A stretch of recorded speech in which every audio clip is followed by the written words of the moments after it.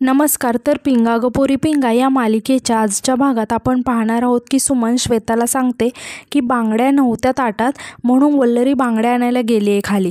तेव्हा श्वेता खूप चिडते, पण तेजा तिला शांत करते आणि म्हणते की आपण वल्लरीला घेऊन येऊया चला, असं म्हणून त्या वल्लरीला आणायला तिथून जातात. सुमन मनोजला म्हणते की मन्या चल आपण पाया पडून येऊ, असं म्हणून ती जबरदस्तीने मनोजला आतमध्ये घेऊन जाते. आता मनोज सुमनला थांबवत म्हणत असतं की वल्लरीला येऊ दे मग आपण जाऊया, पण सुमन काही ऐकायला तयार नसते आणि ती आतमध्ये गाभाऱ्यामध्ये येऊन गुरुजींना ओटीचं सामान देते आणि पूजा करायला सांगते. गुरुजी सुमनला आशीर्वाद देतात की अखंड सौभाग्यवती भव, दोघांनी सुखाचा संसार करा. तितक्यात वल्लरी तिथे येते आणि हे सगळं बघून ती खूप शॉक होते. सुमन मात्र खूप खुश झालेली असते. मनोज गुरुजींना सांगतो की नाही गुरुजी, ही माझी बायको नाही आहे. तेव्हा गुरुजी मनोजला विचारतात की मग तुम्ही दोघे जोडीने आतमध्ये कसे काय आला. बाहेरून वल्लरी आणि सर्वजणच आश्चर्याने त्या दोघांकडे बघत असतात. यानंतर आपण पाहतो की सर्वजण घरी येतात.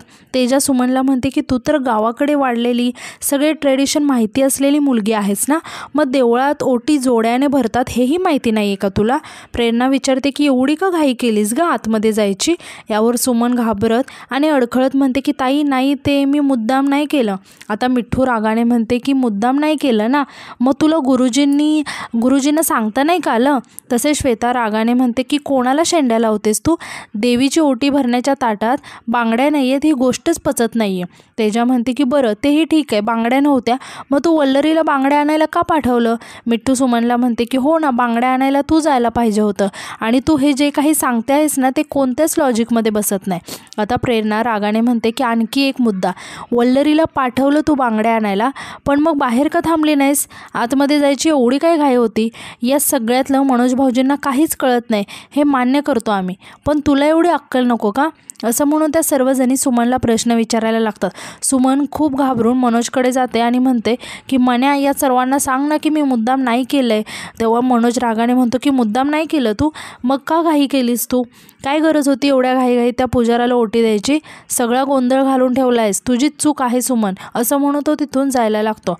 आता प्रेरणा म्हणते की भाऊजी चहा झाला आहे घेऊन जा. तेव्हा मनोज म्हणतो की नको ताई, आधीच डोकं गरम झालंय, असं म्हणून तो तिथून निघून जातो. आता सुमनसुद्धा घाबरून त्याच्या मागे जायला लागते, पण मिठ्ठू, तेजा आणि प्रेरणा तिला थांबवतात आणि विचारतात की कुठे निघालीस. मग सुमन परत आतमध्ये खोलीत निघून जाते. आता वल्लरी खूप टेन्शनमध्ये बसलेली असते. प्रेरणा टेन्शनमध्ये येऊन म्हणते की कशी आहे ग ही सुमन. सुमन आतमध्ये जाऊन रडण्याचं नाटक करायला लागते आणि परत धावत येऊन वल्लरीचे पाय पकडते आणि रडत म्हणते की वल्लरी वहिनी मला माफ कर, मला माझी चूक लक्षात आली आहे. तेव्हा वल्लरी तिला शांत करत म्हणते की सुमनताई अहो हे काय करताय तुम्ही शांत व्हा बघू आधी, आणि म्हणते की मी माफ केले तुम्हाला, पण तुम्ही उठा. सुमन शांत होते आणि विचारते की खरंच तू मला माफ केलं. तेव्हा वल्लरी म्हणते की हो मी माफ केलं, मी विसरून गेले सगळं, तुम्हीसुद्धा विसरून जा आणि मी कपडे बदलून येते, असं म्हणून ती आतमध्ये निघून जाते. सुमनसुद्धा घाबरून तिथून जायला लागते आणि म्हणते की मी पण कपडे बदलून येते. तेव्हा श्वेता तिला म्हणते की ती गेली आहे ना आतमध्ये, मग तू कुठे निघालीस, तू बस इथे, असं म्हणून ती सुमनला तिच्या शेजारी बसायला सांगते.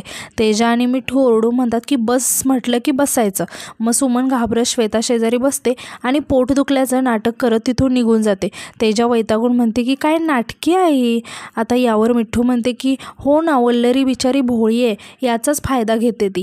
तेव्हा प्रेरणा म्हणते की वल्लरीच्या या अशा वागण्याचा कधी कधी मलाही राग येतो, एवढं साधं असून कसं चालेल, या अशा स्वभावामुळे ती स्वतःचं खूप मोठं नुकसान करून घेणार आहे वल्लरी. श्वेता म्हणते की या सुमनला काहीतरी नवीन शिक्षा द्यायलाच पाहिजे, आयुष्यभर लक्षात ठेवली पाहिजे हिने. तेजा म्हणते की काय करणार, सगळे प्लॅन फ्लॉप होत आहेत. तेव्हा श्वेताला काहीतरी सुचतं आणि ती म्हणते की जुना पत्ता परत टाकायचा.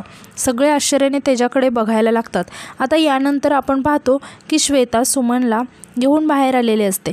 ती सुमनला सांगते की एकदम सोपा पत्ता आहे, या बस स्टॉपवरून 17 नंबरची बस पकडायची आणि शेवटच्या बस स्टॉपवर उतरायचं. तेव्हा सुमन घाबरून म्हणते की पण ताई मी एकटी कशी जाणार. श्वेता तिला सांगते की अगं एकटीने जायचं असतं त्या मंदिरामध्ये, इथून 17 नंबरची बस पकडायची, शेवटच्या बस स्टॉपवर उतरायचं, लगेच तुला समोरच मंदिर दिसेल. त्या मंदिराच्या शेजारी एक दुकान आहे, त्या दुकानातून मी जो धागा सांगितला आहे ना तो विकत घ्यायचा. सुमन विचारते की कोणत्या रंगाचा. श्वेता सांगते की लाल घे आणि मग तो धागा हातात ठेवायचा. आणि म्हणते की मी जो मंत्र शिकवला आहे ना तुला तो लक्षात ठेवायचा आणि विचारते की बोल कोणता शिकवला आहे मंत्र. तेव्हा सुमन म्हणते की बेस्टम पती ददातू. श्वेता म्हणते की हो बरोबर असं 7 वेळा म्हणायचं आणि मग तो धागा तो स्वतःवर ओवळायचा, 21 वेळा ओवळायचा. मग तो दिव्यावर धरायचा आणि जाळायचा. सुमन आश्चर्याने विचारते की जाळायचा कशाला. श्वेता म्हणते की जायचं आणि त्याची राख लावायची, मग लग्न फिक्स. हे ऐकून सुमन खूप खुश होते आणि विचारते की असं खरंच होईल. श्वेता सांगते की अगं नाव बदलेल मी असं नाही झालं तर. मी स्वतः माझ्या मनासारखा जोडीदार मिळवला आहे. तुला सांगू का, जेव्हा वल्लरी मुंबईमध्ये नवीन आली होती ना तेव्हा ती पण पहिल्यांदा याच मंदिरात गेली होती. म्हणून तर मनोज भाऊजी तिच्यासमोर असे मोरासारखे थुई नाचतात ना, पाहिलंच ना तू. तेव्हा सुमन म्हणते की हो बघितलं आहे ना आणि सांगते मलासुद्धा हे सगळं करायचं आहे. आता श्वेता म्हणते की हो करा, चांगलंच मुंबई दर्शन घडेल तुला आज. म्हणजे त्या मंदिराच्या शेजारी जर काही बघण्यासारखं असेल तर विचारा आसपासच्या लोकांना, बघून घ्या आणि येताना 420 नंबरची बस पकडायची, नाहीतर चुकशीला. सुमन सांगते की नाही चुकणार, जाताना 17 आणि येताना 420 लक्षात ठेवते असं म्हणून ती बस स्टॉपवर जाते आणि बसची वाट बघायला लागते आणि ती आजूबाजूला विचारायला लागते की ताई 17 नंबरची बस इथूनच जाते ना. श्वेता लांबूनच तिच्याकडे बघत असते आणि ती स्वतःशीच म्हणते की आता तुझ्या सगळ्या इच्छा पूर्ण होतील बघ असं म्हणून ती तिथून निघून जाते. आता यानंतर रात्री आपण पाहतो की सर्वजण आपापल्या कामात बिझी असतात. तितक्यात वल्लरी बाहेर जाण्यासाठी तयार होऊन येते.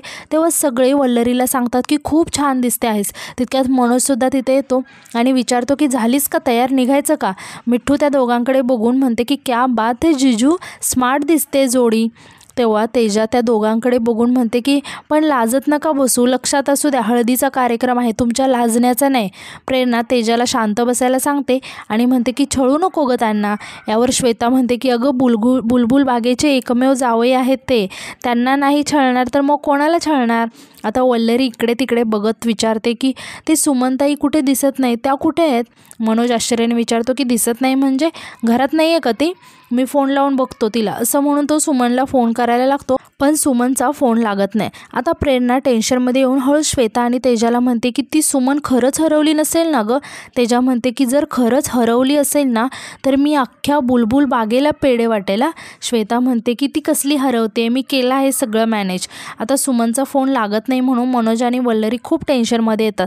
तेव्हा तेजा त्यांना म्हणते की तुम्ही काही काळजी करू नका, ती इथेच कुठेतरी बाहेर गेली असेल, येईल ती, तुम्ही तोपर्यंत पुढे व्हा, ती आली की आम्ही तिला पाठवतो. वल्लरी म्हणते की असं नाही करता येणार, त्यांना घेऊनच जातो ना आम्ही. श्वेता म्हणते की अगं खरंच काळजी करू नका, ती येईल, उगाच तुम्हाला उशीर कशाला, नातेवाईकांची मनं दुखावतील असं म्हणून त्या सर्वजणी मनोज आणि वल्लरीला जबरदस्तीने तिथून जायला सांगतात. आता यानंतर आपण पाहतो की प्रेरणा टेन्शनमध्ये येऊन म्हणते की 9 वाजत आले गं, अजून कशी आली नाही सुमन परत. तेजा म्हणते की आता ती सुमन कशी आली नाही याचं टेन्शन घ्यायचं का, बाकी काही कामं नाही आहेत का.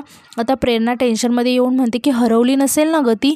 श्वेता म्हणते की अशी कशी हरवेल, तिचं लाईव्ह लोकेशन आहे ना आपल्याकडे. मिठ्ठू म्हणते की समजा तिला कोणी किडनॅप वगैरे केलं तर आणि तो फोन त्या माणसाकडे असेल तर. तेजा रागाने म्हणते की एवढं फिल्मी व्हायची काही गरज नाही आणि त्या फटाकडीला कोण किडनॅप करणार आहे, एवढी वाईट वेळ कोणावर आली आहे. प्रेरणा रागाने तेजाला म्हणते की तू गप्प बस गं आणि श्वेताला सांगते की तू ते लाईव्ह लोकेशन बघ. श्वेता लाईव्ह लोकेशन बघायला लागते आणि म्हणते की अगं ही बावळट तर इथेच आहे गोखले रोडवर.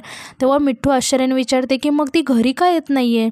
श्वेता म्हणते की जाऊ दे ना, आणखी थोडा वेळ भटकू दे इकडे तिकडे, आपल्याला काय येईल थोड्या वेळाने. तर तेजा म्हणते की नाहीतर काय, नाहीतर तिच्या मनमोकळ्या स्वभावामुळे टवके टाकत बसले असेल लोकांवर. तेव्हा प्रेरणा म्हणते की तेजा असं बोलू नये गं, खूप झालं आता. मिठ्ठू तू जा आणि घेऊन ये बघू तिला, करायला गेलो एक आणि झालं भलतंच, असं नको व्हायला. मिठ्ठू म्हणते की तू हायपर कशाला होतेस, एवढी घाबरू नकोस, येईल ना ती घरी. प्रेरणा रागाने म्हणते की हायपर वगैरे काही नाही, तुम्हाला काही कळतच नाही, ती हरवली ना सगळं आपल्या माथी पडेल आणि दिली आहे ना तिला शिक्षा, मग बस झालं आता, घेऊन या तिला परत. तेजा म्हणते की 1 मिनिट, ही काही शिक्षा आहे का, शिक्षा म्हणजे कशी असते, उलटं टांगायचं, खालून मिरचीची धुरी द्यायची, याला म्हणतात शिक्षा. प्रेरणा म्हणते की हे बघा ती गावची मुलगी आहे, इथे शहरामध्ये येऊन हरवली आणि काही झालं ना तर खरंच आपल्यावर येईल ते, कसं कळत नाही गं तुम्हाला. मिठ्ठू म्हणते की अगं पण कशी हरवेल, आत्ताच सांगितलं ना की ती गोखले रोडवर आहे. प्रेरणा म्हणते की राहू द्या, मी जाते आणि तिला परत घेऊन येते. श्वेता म्हणते की थांब, मला काही सुचतंय का बघू दे, मला विचार करू दे जरा. प्रेरणा वैतागून म्हणते की तू विचारच कर, मी जाते आणि तिला घेऊन येते असं म्हणून ती तिथून निघून जाते. आता यानंतर आपण पाहतो की सुमन रोडवर इकडे तिकडे फिरत असते. ती खूपच घाबरलेली असते आणि तिला समजत नसतं की नक्की कुठे जायचं आहे. आता ती येणाऱ्या जाणाऱ्या लोकांना विचारत असते की तुम्हाला बुलबुल बाग कुठे आहे ते माहिती आहे का, पण कोणीच तिला बुलबुल बागेचा पत्ता सांगत नाही. सुमन घाबरून स्वतःशीच म्हणते की आता मी काय करू असं म्हणून ती थकून एका ठिकाणी बसते आणि म्हणते की हे सगळं माझ्याबरोबरच का होतंय. आणि तिच्या लक्षात येतं की हे सगळं वल्लरीच्या मैत्रिणींनी केलं आहे, म्हणजे मी हरवावं म्हणून असं म्हणून तिला खूप राग येतो आणि ती म्हणते की एकदा का मण्या माझा झाला ना मग बघते सगळ्यांना. तितक्या तिथे एक कुत्रा तिच्या मागे लागतो. ती घाबरून पळायला लागते आणि जाऊन समीर सरांना धडकते. समीर सर सुमनला विचारतात की काय झालं, तुम्ही समोर बघून चाला ना. तेव्हा सुमन घाबरून म्हणते की माफ करा दादा, मी पत्ता शोधते आहे पण मला पत्ताच नाही सापडत आहे. समीर सर विचारतात की इथल्या दिसत नाही तुम्ही, कुठे जायचं आहे तुम्हाला, कोणता पत्ता. सुमन सांगते की बुलबुल बाग, मोठी इमारत आहे अशी, पण मला ती कुठेच दिसत नाही. तेव्हा समीर सर म्हणतात की मला माहिती आहे. सुमन खूप खुश होते आणि म्हणते की तुम्हाला खरंच माहिती आहे असं म्हणून समीर सरांच्या पाया पडायला लागते. आता समीर सर सुमनला थांबवत म्हणतात की ऐका, शांत व्हा, मी तिकडे चाललो आहे, तुमची हरकत नसेल तर मी सोडू का तुम्हाला. तेव्हा सुमन खूप खुश होते आणि परत रडायला लागते आणि हात जोडून म्हणते की दादा खरंच देवासारखे भेटला हो तुम्ही. समीर सर सुमनला गाडीमध्ये बसायला सांगतात. आता सुमन धावतच गाडीमध्ये जाऊन बसते. आता यानंतर आपण पाहतो की प्रेरणा बाहेर जाण्यासाठी आवरायला जात असते पण श्वेता तिला अडवत असते. आता तेजा प्रेरणाकडे बघत म्हणते की मिठ्ठू, प्रेरणाचा काळजी मोड ऑन झालेला दिसतोय. प्रेरणा वैतागून म्हणते की गप्प बस अगं, तुम्ही कसला काळजी मोड, मला जाऊ द्या आवरायला. श्वेता म्हणते की तू उगाच पॅनिक नको होऊसा, आपल्याकडे तिचं लाईव्ह लोकेशन आहे ना. प्रेरणा चिडून म्हणते की मग काय करायचं त्याचं, तू एक काम कर, तू लाईव्ह लोकेशन असं जप करत बस, मी जाते त्या लाईव्ह लोकेशनवर आणि घेऊन येते परत तिला. आणि ती श्वेताला म्हणते की तुला स्वामींची शपथ आहे. यावर श्वेता म्हणते की तुला सुद्धा स्वामींची शपथ आहे. तितक्या डोरबेल वाजते. मिठ्ठू दरवाजा उघडते. सुमन आलेले असते. आता मिठ्ठू सुमनला बघून आश्चर्याने म्हणते की सुमन आहे. प्रेरणा खुश होऊन स्वामींचे आभार मानते आणि सुमनकडे जाते. तर सुमनसोबत समीर सर सुद्धा आलेले असतात. प्रेरणा सुमनसोबत समीर सरांना बघून खूप शॉक होते. तेजा, मिठ्ठू आणि श्वेता सुद्धा आश्चर्याने समीर सरांकडे बघायला लागतात. आता सुमन समीर सरांना घेऊन आतमध्ये येते आणि म्हणते की या साहेब आतमध्ये या, तुम्ही भेटलात म्हणून मी इथे येऊ शकले. आणि ती श्वेताकडे हात दाखवत सांगते की हिनेच मला सांगितले की 420 नंबरच्या गाडीमध्ये बस आणि जा, म्हणून मी तिकडे गेले. 1 नंबरची 420 आहे ही, या सगळ्याच पोरी खोटारड्या आहेत, मला फसवलं यांनी. तेव्हा समीर सर प्रेरणाकडे बघत म्हणतात की हो, ही तर यांची ख्यातीच आहे. आता तेजा रागाने म्हणते की काय म्हणालात तुम्ही. श्वेता रागाने विचारते की कोणी फसवलं तुम्हाला. मिठ्ठू म्हणते की आम्ही नाही, या तुम्ही फसवलं आहे आमच्या प्रेरणा दिला. सुमन आश्चर्याने त्यांच्याकडे बघायला लागते. तेव्हा तेजा म्हणते की बरोबर आहे, परक्या मुलीसमोर डायलॉगबाजी करून ब्राउनी पॉईंट्स मिळवायचे असते ना तुम्हाला. पण एक मिनिट, आपल्या आईवडिलांचं ऐकून त्यांना घाबरून एखाद्या मुलीला डिच करणारा मुलगा कसं काय हे करू शकतो. श्वेता रागाने म्हणते की तुम्ही स्वतः एंगेजमेंट मोडली, वर एकमेकांच्या समोर यावं लागू नये म्हणून तिने नोकरी सोडली आहे, घरी बसून डबे बनवते, ती स्वतःचं घर सांभाळते आहे आणि एवढं करून वर तोंड करून तुम्ही तिलाच बोलताय की तिने फसवले. तेजा म्हणते की बरोबर आहे, यांना जेव्हा सो कॉल्ड पश्चाताप झाला आणि यांनी जेव्हा प्रेरणाला परत बोलावलं तेव्हा प्रेरणाने यांना होकार दिला नाही ना, त्यामुळे यांचा इगो हर्ट झाला असेल. बरोबर आहे ना मिस्टर महाजन. यावर समीर सर म्हणतात की हे बघा, मला तुमच्याशी वाद घालण्यात अजिबात इंटरेस्ट नाही आहे. तेजा म्हणते की वाद कसा घालणार तुम्ही, त्यासाठी मुद्दे लागतात ना. तेव्हा प्रेरणा तेजाला थांबवते आणि म्हणते की तेजा थांब, ते सुमनला सुखरूप घरी परत घेऊन आले आहेत ना, आता काही बोलू नकोस असं म्हणून ती समीर सरांना हात जोडून थँक्यू म्हणते.